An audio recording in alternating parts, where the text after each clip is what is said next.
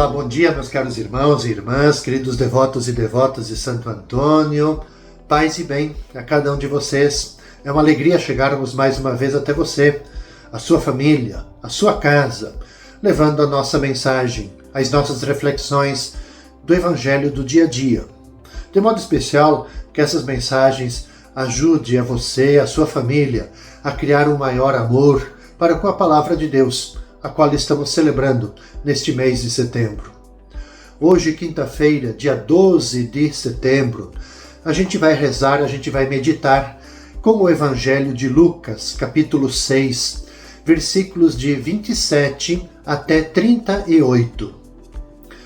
Jesus falou para os seus discípulos: A vós que me escutais, eu digo, amai os vossos inimigos e fazei o bem aos que vos odeiam.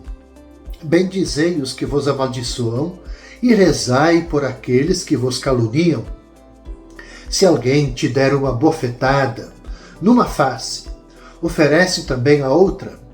Se alguém te tomar o manto, deixa-o levar também a túnica. Dá a quem te pedir, e se alguém tirar o que é teu, não peças que o devolva. O que vós desejais que os outros vos façam, fazei-o também vós a eles. Se amais somente aqueles que vos amam, que recompensa tereis? Até os pecadores amam aqueles que os amam. E se fazeis o bem somente aos que vos fazem o bem, que recompensa tereis? Até os pecadores fazem assim. E se emprestais somente àqueles de quem esperais receber, que recompensa tereis? Até os pecadores emprestam aos pecadores para receber de volta a mesma quantia. Ao contrário, amai vossos inimigos, fazei o bem e emprestai sem esperar coisa alguma em troca. Então, a vossa recompensa será grande e sereis filhos do Altíssimo, porque Deus é bondoso também para com os ingratos e os maus. Sede misericordiosos, como também vosso Pai é misericordioso. Não julgueis e não sereis julgados. Não condeneis e não sereis condenados.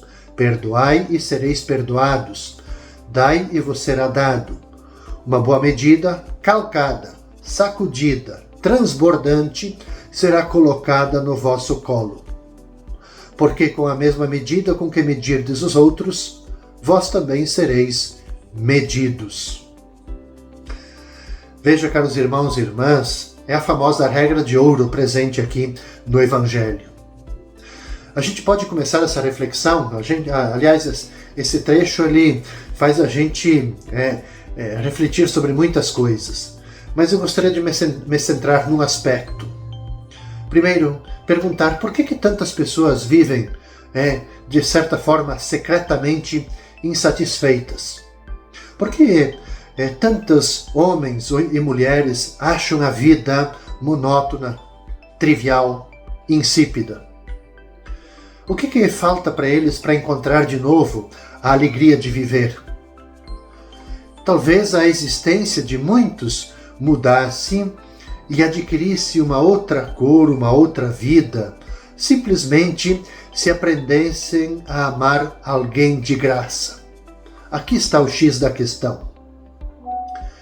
Queiramos ou não, o ser humano, cada um de nós, somos chamados a amar desinteressadamente. E se nós não fizermos isso na nossa vida, isso vai se abrir um vazio que nada, nem ninguém poderá preencher. Não é uma ingenuidade escutar as palavras de Jesus. Façam o bem sem esperar nada. Penso que esse pode ser o segredo da vida. Quer dizer, o que pode devolver para a gente a alegria de viver? É fácil acabar sem amar ninguém de uma forma verdadeiramente gratuita. Eu fico ali, não faço mal a ninguém, não me meto nos problemas dos outros, respeito os direitos dos outros, vivo a minha vidinha, já tenho o suficiente com que me preocupar comigo e com as minhas coisas. Para que eu vou ficar me incomodando? Mas a gente tem que se perguntar, será que isso mesmo é vida? Esse jeito de viver dessa forma, viver despreocupado dos outros, reduzido somente ao meu mundinho, ao meu trabalho, minha profissão, indiferente aos problemas dos outros, alheio aos problemas e sofrimentos das pessoas, me encerro na minha redoma de vidro. Isso é vida? Penso que isso não traz sentido para nós. Nós vivemos numa sociedade onde é difícil aprender a amar gratuitamente. Quase sempre a gente acaba se perguntando: para que serve isso? É útil? O que eu ganho com isso? Tudo a gente conta e mede. Mas o amor de que nos fala o Evangelho, a amizade, o acolhimento, solidariedade, proximidade, confiança, luta pelos fracos, esperança, alegria nossa interior, isso não se obtém com dinheiro. Isso é algo gratuito que se oferece sem esperar nada em troca, que não o crescimento nosso e a vida do outro também. Quando eu li esse evangelho, logo lembrei de Dom Helder Câmara, que ele falava a esse respeito. Para libertar-te a ti mesmo, lança uma ponte para além do abismo que o teu egoísmo criou. Tenta ver para além de ti mesmo. Tenta escutar outra pessoa. E, acima de tudo, tenta esforçar-te por amar em vez de amar-te a ti próprio. Na sexta-feira, caros irmãos e irmãs, dia 13 de setembro, vamos rezar, vamos meditar com o evangelista Lucas, capítulo 6, versículos de 39 até 42. Jesus contou uma parábola aos discípulos. Pode um cego guiar outro cego? Não cairão os dois num buraco?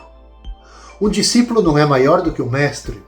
Todo discípulo bem formado será como o mestre. Por que vês tu o cisco no olho do teu irmão e não percebes a trave que há no teu próprio olho? Como podes dizer a teu irmão: irmão, deixa-me tirar o cisco do teu olho, quando tu não vês a trave do teu próprio olho? Hipócrita! Tira primeiro a trave do teu olho, então poderás enxergar bem para tirar o cisco do olho do teu irmão. Novamente, Jesus tem uma fala forte, né? É agora uma parábola diretamente contada para os discípulos. Veja, falta para cada um de nós capacidade para a gente poder conhecer o que se passa na vida, no íntimo da outra pessoa. E qualquer juízo, ele está sujeito a não corresponder à verdade. E como que a gente faz juízos, não é? Isso, conforme a gravidade, pode se configurar como calúnia, que creio ser um dos maiores pecados que nós podemos cometer hoje, caluniar o outro. E, em geral, nós somos bastante compassivos, nós somos bastante benévolos com os nossos próprios erros, não é verdade? E, de certa maneira, se não na maioria das vezes, nós somos carrascos em relação aos defeitos dos outros. Com muita facilidade a gente aponta o erro dos outros, os defeitos. E a gente tem muita dificuldade de a gente reconhecer os nossos defeitos, as nossas fragilidades. E Jesus nos ensina a considerar primeiro o mal que existe em nós. É bom a gente se dar conta disso. O mal está presente em nós também. Então, quando a gente considera primeiro o mal que existe em nós, então sim, a gente vai ser mais compreensivo. A gente vai ser mais tolerante em relação ao próximo. O famoso pensador chinês Confúcio, filósofo, ele dizia assim, que quando enxergares uma pessoa boa, tenta imitar essa pessoa. Quando enxergares uma pessoa má, examina-te a ti mesmo. Quando enxergamos um defeito nos nossos semelhantes, será que não é porque ele também já existe em cada um de nós? É bom a gente pensar sobre isso. De qualquer forma, eu creio que esse trecho do Evangelho que acabamos de escutar, ele nos leva a gente a pensar numa lei fundamental do nosso apostolado. Qual é que é essa lei fundamental? Isso inclusive está num documento papal na Evangelii Nuntiandi, que fala da evangelização. E essa lei fundamental, ligado a esse trecho do Evangelho, antes de fazer, é preciso ser. Antes de pregar, é preciso viver. Isso está no documento Evangelii Nuntiandi 21. Penso que corresponde muito bem ao Evangelho, né? E o exemplo, ele vem para nós de Cristo, que primeiro ele começa a fazer e depois ele começa a ensinar. Primeiro ele faz, depois ele ensina. É um desafio para nós, mas é o caminho. Iniciemos, se nós tivermos dificuldade. Começamos devagarinho, é um caminho que nós somos chamados a fazer. É preciso ser antes de pregar. É preciso antes de pregar, a gente viver aquilo que a gente prega. E no sábado, concluindo, caros irmãos e irmãs, o itinerário desta 23ª semana do Tempo Comum, dia 14 de setembro, nós vamos celebrar na igreja a exaltação da Santa Cruz. Por isso, a gente sai do Evangelho de Lucas com o Evangelho próprio, que é o Evangelho de João, capítulo 3, versículos de 13 até 17. Disse Jesus para Nicodemos: Ninguém subiu ao céu a não ser aquele que desceu do céu, o Filho do Homem. Do mesmo modo como Moisés levantou a serpente no deserto, assim é necessário que o Filho do Homem seja levantado, para que todos os que nele crerem tenham a vida eterna. Pois Deus amou tanto o mundo que deu o seu Filho unigênito, para que não morra todo o que nele crer, mas tenha vida eterna. De fato, Deus não enviou o seu Filho ao mundo para condenar o mundo, mas para que o mundo seja salvo por ele. Veja, caros irmãos e irmãs, celebramos no sábado a exaltação da Santa Cruz. Primeiro, uma pequena memória sobre essa festa. É super antiga. Isso vem lá do século V.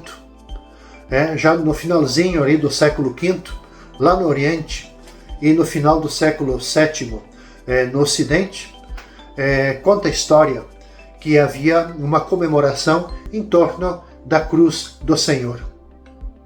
E no dia 14 de setembro, as igrejas que tinham uma relíquia maior da cruz, então costumavam expor essa cruz à veneração dos fiéis, numa grande celebração solene. Então a esse fato dava-se o nome de exaltação da Santa Cruz. Instrumento de suplício e símbolo de derrota, de sofrimento, a cruz ela se transformou em sinal de luz e de esperança, por ato e mérito de Jesus Cristo, que ele aceitou fazer dela um sinal de amor. Lembrando do Evangelho de João, ninguém tem maior amor do que aquele que dá vida pelos amigos. Então, celebrar a exaltação da Santa Cruz é também pensar nisso, numa vida doada, no serviço, de a gente consumir a nossa vida por aquilo que nós acreditamos, por aquilo pelas pessoas as quais nós amamos. Penso que essa celebração ela também nos traz algumas reflexões. De modo especial, eu queria centrar nessa perspectiva do crer no Cristo crucificado. Porque só se acreditamos em Cristo crucificado, ou seja, se nós dispomos a acolher o mistério de Deus que encarna e dá a vida por todos, Só se nos pomos diante da vida com humildade, livres para nos deixar amar e, por nossa vez, tornar-nos dom de amor aos irmãos, é somente nessas perspectivas que nós vamos saber receber a salvação. Por quê? Porque nós vamos participar na vida divina de amor. Portanto, celebrar a festa da exaltação da Santa Cruz significa que nós precisamos tomar consciência do amor de Deus Pai, que Ele não hesitou em enviar-nos o seu Filho, Jesus Cristo. Esse Filho que, despojado do seu esplendor divino, Ele se tornou semelhante às pessoas. Deu a vida na cruz por cada um de nós, seja crentes ou não crente. Então a cruz, ela torna-se o espelho em que, refletindo a nossa imagem, nós podemos reencontrar o verdadeiro significado da vida, as portas da esperança, o lugar da renovada comunhão com Deus. Com essa meditação, caros irmãos e irmãs, então eu concluo as meditações desta 23ª semana do Tempo Comum. A gente se encontra novamente nesse mesmo horário na segunda-feira. Eu desejo a cada um de vocês toda a paz, todo bem, e como sempre pedindo que Santo Antônio proteja, cuide, abençoe a cada um de vocês, os seus trabalhos, suas famílias, os seus lares. Paz e bem a vocês.